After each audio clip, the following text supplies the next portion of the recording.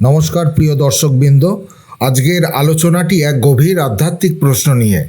মানুষের ভাগ্য কখন লেখা হয়? আমরা প্রায় শুনি সবই ভাগ্যে লেখা, যা হওয়ার তা হবেই। কিন্তু আপনি কি জানেন ভাগ্য আসলে কে লেখে, কবে লেখে, আর তা কি পরিবর্তন করা যায়? এই প্রশ্নের উত্তর ভগবান শ্রীকৃষ্ণ নিজেই দিয়েছেন শ্রীমদ্ ভগবদ্গীতায়।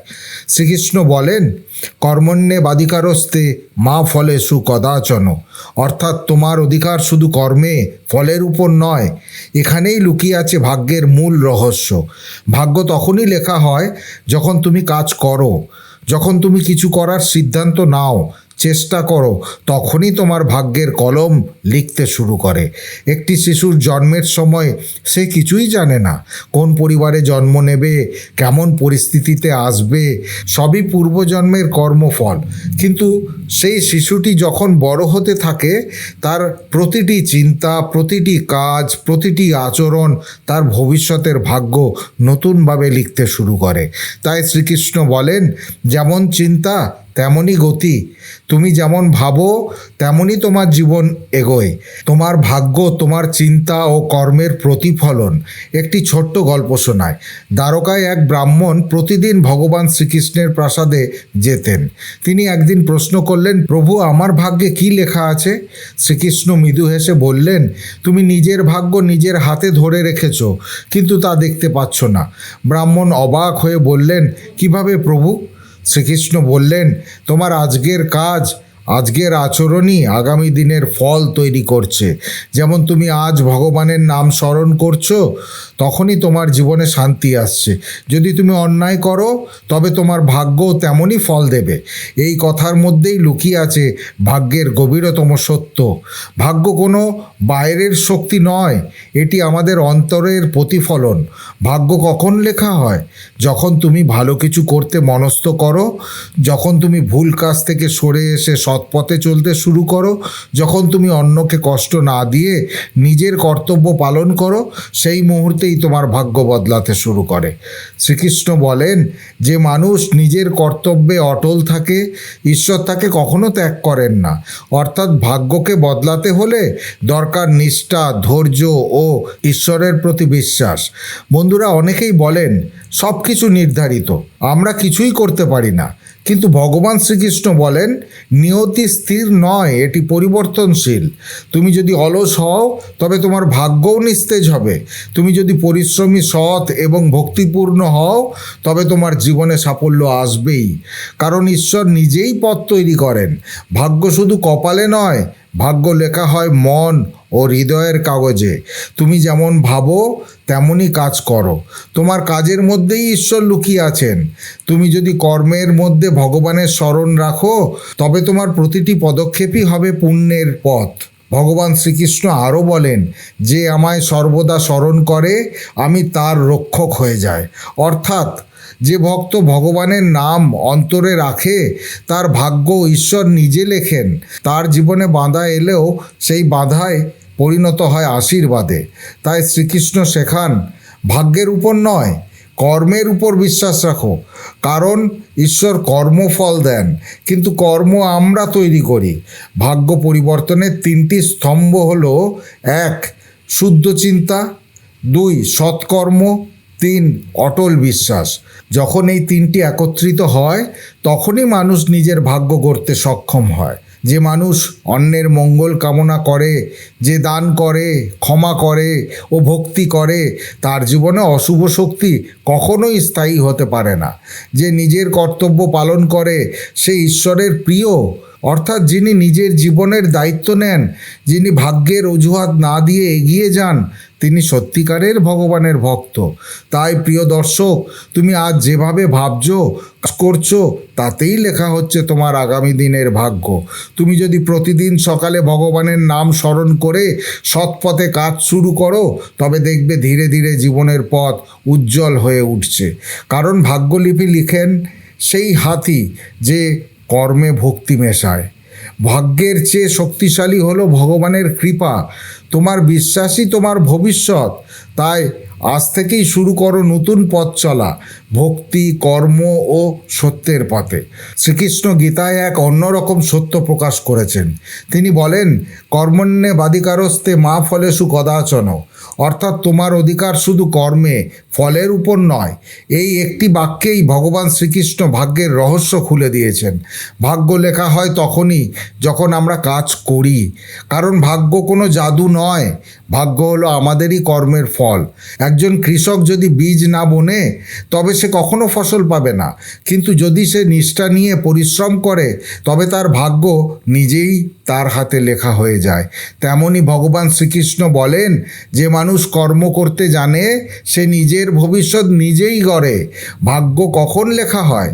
ভাগ্য লেখা হয় প্রতিটি মুহূর্তে, যখন আমরা কোনো সিদ্ধান্ত নেই, কোনো কাজ করি অথবা কোনো চিন্তা করি। হ্যাঁ, শ্রীকৃষ্ণ বলেন, চিন্তা, বাক্য ও কর্ম, এই তিনের মধ্যেই মানুষের ভাগ্য সৃষ্টি হয়। যেমন তুমি ভাবো তেমনই তুমি বলো, যেমন তুমি বলো তেমনই তুমি কাজ করো, আর যেমন তুমি কাজ করো তেমনই তোমার ভাগ্য রচিত হয়।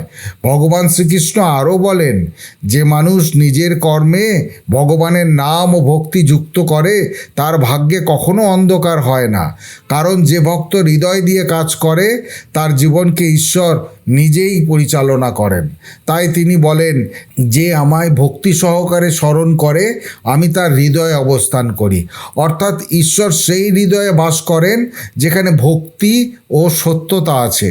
সেই ভক্তের ভাগ্য আর কোনো অশুভ শক্তি বদলাতে পারে না। তাহলে কি জন্মের আগেই ভাগ্য লেখা হয়ে যায়? শ্রীকৃষ্ণ বলেন, আংশিকভাবে হ্যাঁ, কিছু ফল আমাদের পূর্বজন্মের কর্ম থেকে আসে, কিন্তু এই জীবনে আমরা যা করছি তাও আমাদের পরবর্তী ভাগ্যকে নির্ধারণ করছে।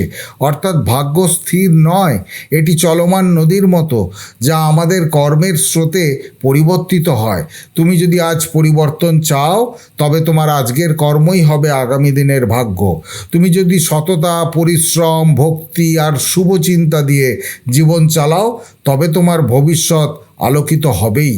ভগবান শ্রীকৃষ্ণ আমাদের শেখান, ভাগ্যের দোহাই না দিয়ে কর্মে বিশ্বাস রাখো, কারণ কর্মই মানুষকে ঈশ্বরের কাছে পৌঁছে দেয়। তাই প্রিয় দর্শক, আজ থেকেই একটি প্রতিজ্ঞা করি, ভাগ্যের অপেক্ষায় বসে না থেকে আমাদের প্রতিটি কাজকে করি ভক্তি রূপে পরিণত করে। কারণ যখন কর্মে ভক্তি মেশে তখন ঈশ্বর নিজেই এসে সেই জীবনের ভাগ্য লেখেন। ভগবান শ্রীকৃষ্ণ গীতায় বলেছেন, যেমন চিন্তা তেমনই কর্ম, যেমন কর্ম তেমনই ফল। অর্থাৎ আমাদের চিন্তাই আমাদের ভবিষ্যৎ তৈরি করে। আমরা যেমন ভাবি তেমনই আমরা কাজ করি, আর সেই কাজই ভাগ্যের বীজ বপন করে। চিন্তা হচ্ছে এক অদৃশ্য শক্তি যা আমাদের মনের ভেতর থেকে জীবনকে পরিচালনা করে। যদি চিন্তা হয় ইতিবাচক, করুণাময় ও ঈশ্বরনিষ্ঠ, তবে তা থেকে উৎপন্ন হবে শান্তি, আনন্দ ও সফলতা। কিন্তু যদি চিন্তা হয় নেতিবাচক, হিংসাত্মক বা সন্দেহপূর্ণ, তবে সেই মন থেকেই জন্ম নেবে কষ্ট, উদ্বেগ ও ব্যর্থতা। শ্রীকৃষ্ণ বলেন, যে মন নিয়ন্ত্রণে সে বন্ধুর মতো সাহায্য করে, আর যে মন অনিয়ন্ত্রিত সে শত্রুর মতো ধ্বংস ডেকে আনে। তাই শুদ্ধ চিন্তা মানে হলো নিজের মনকে ভক্তির পথে চালানো, অন্যের মঙ্গল কামনা করা আর নিজের মধ্যে ঈশ্বরের উপস্থিতি অনুভব করা। প্রতিদিন সকালে ভগবানের নাম স্মরণ করলে চিন্তা ধীরে ধীরে নির্মল হয়ে যায়।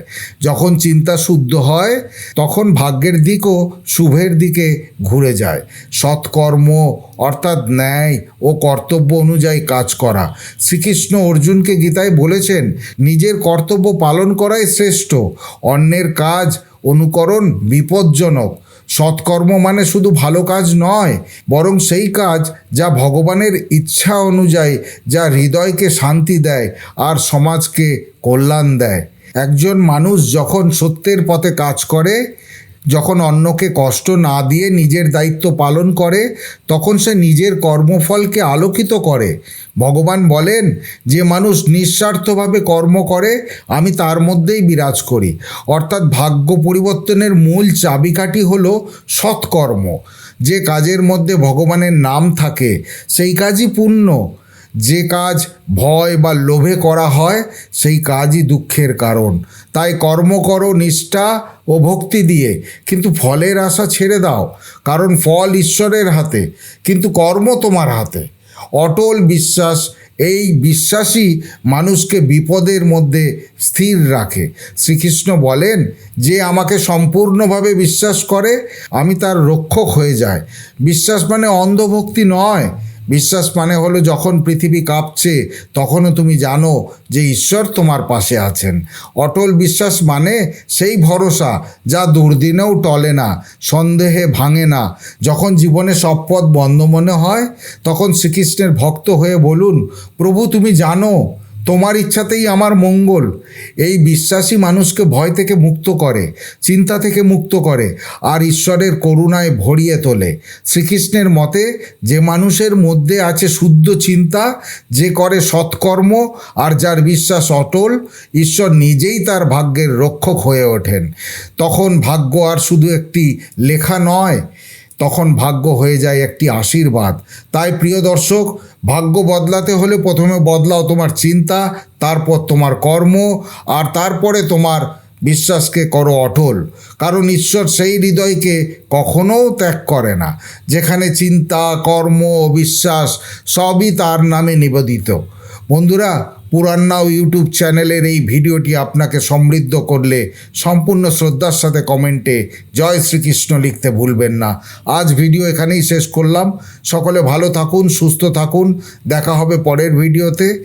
জয় শ্রীকৃষ্ণ। রাধে রাধে।